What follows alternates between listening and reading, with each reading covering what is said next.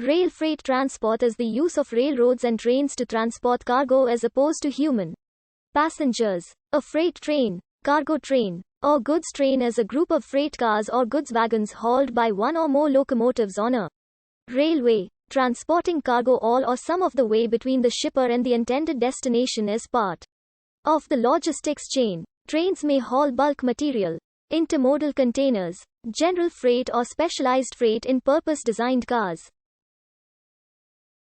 Rail freight practices and economics vary by country and region. When considered in terms of ton miles or ton kilometers hauled per unit of energy consumed, rail transport can be more efficient than other means of transportation. Maximum economies are typically realized with bulk commodities, especially when hauled over long distances. However, shipment by rail is not as flexible as by the highway, which has resulted in much freight being hauled by truck, even over long distances. Moving goods by rail often involves transshipment costs, particularly when the shipper or receiver lack direct rail access. These costs may exceed that of operating the train itself, a factor that practices such as containerization aim to minimize in freight trains. Traditionally, large shippers build factories and warehouses near rail lines and have a section of track on their property called a siding where goods are loaded onto or unloaded from rail cars. Other shippers have their goods hauled by wagon or truck to or from a goods station. Smaller locomotives transfer the rail cars from the sidings and goods stations to a classification yard, where each car is coupled to one of several long-distance trains being assembled there, depending on that car's destination. When long enough, or based on a schedule, each long-distance train is then dispatched to another classification yard. At the next classification yard, cars are resorted. Those that are destined for stations served by that yard are assigned to local trains for delivery. Others are reassembled into trains heading to classification yards closer to their final destination. A single car might be reclassified or switched in several yards before reaching its final destination, a process that made rail freight slow and increased costs. Many freight rail operators are trying to reduce these costs by reducing or eliminating switching in classification yards through techniques such as unit trains and containerization. In many countries, railroads have been built to haul one commodity, such as coal or ore, from an inland point to a port.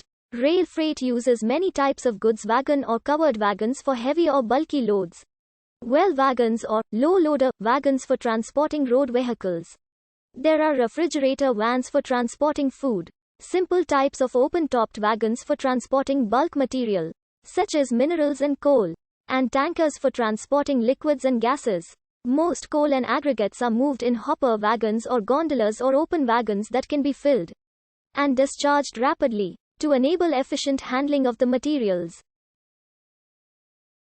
A major disadvantage of rail freight is its lack of flexibility. In part for this reason, rail has lost much of the freight business to road transport. Many governments are now trying to encourage more freight onto trains, because of the environmental benefits that it would bring. Rail transport is very energy efficient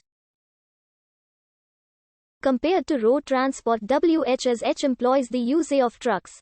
Rail transportation ensures that goods that so although the RWIs be transported on a number of trucks, are transported in a single shipment. This saves a lot as far as cost connected to the transportation are concerned. In Europe, many manufacturing towns developed before the railway. Many factories did not have direct rail access. This meant that freight had to be shipped through a goods station, sent by train and unloaded at another goods station for onward delivery to another factory. When lorries replaced horses, it was often economical and faster to make one movement by road. In the United States, particularly in the West and Midwest, towns developed with railway and factories often had a direct rail connection. Despite the closure of many minor lines, carload shipping from one company to another by rail remains common. Railroads were early users of automatic data processing equipment, starting at the turn of the 20th century with punched cards and unit record equipment. Many rail systems have turned to computerized scheduling and optimization for trains, which has reduced costs and helped add more train traffic to the rails. Freight railroads' relationship with other modes of transportation varies widely. There is almost no interaction with air freight, close cooperation with ocean-going freight, and a mostly competitive relationship with long-distance trucking and barge transport. Many businesses ship their products by rail if they are shipped long distance because it can be cheap,